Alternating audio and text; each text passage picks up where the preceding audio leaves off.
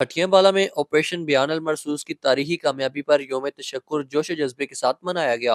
اس موقع پر private schools ایسوسی ایشن جہلم ویلی کے زیر اہتمام ایک بڑی ریلی کا انعقاد کیا گیا، جو پل بازار سے ڈسٹرکٹ پریس کلب تک نکالی گئی۔ ریلی کی قیادت صدر پرائیویٹ سکولز ایسوسی ایشن جہلم ویلی نبیل انجم عباسی نے کی۔ ریلی میں اساتذہ، طلباء اور شہریوں کی بڑی تعداد نے شرکت کی۔ شرکائے ریلی نے ہاتھوں میں قومی پرچم اور پلے کارڈز اٹھا رکھے تھے، جن پر افواج پاکستان کے حق میں نعرے درج تھے: پاک فوج زندہ باد، پاکستان زندہ باد اور کشمیر بنے گا پاکستان جیسے فلک شگاف نعروں سے فضا گونجتی رہی۔ پریس کلب کے سامنے مظاہرے سے خطاب کرتے ہوئے نبیل انجم عباسی، وسیم خان ترین، بلال حمدانی اور دیگر نے کہا کہ افواج پاکستان نے دشمن کے عزائم خاک میں ملا دیے۔ انہوں نے کہا کہ اگر بھارت نے دوبارہ کسی جرحیت کی کوشش کی تو پوری قوم پاک فوج کے ساتھ کھڑی ہو کر منہ توڑ جواب دے گی۔ مقررین نے کہا کہ آج کا دن نہ صرف اظہار تشکر کا دن ہے، بلکہ یہ دشمن کو خبردار کرنے کا بھی دن ہے کہ کشمیر کے عوام بیدار اور متحد ہیں۔ آپریشن بیان المرسوس کے چرچے پوری دنیا میں ہیں۔ بھارت اب کوئی بھی جرحیت کرنے سے پہلے 100 بار سوچے،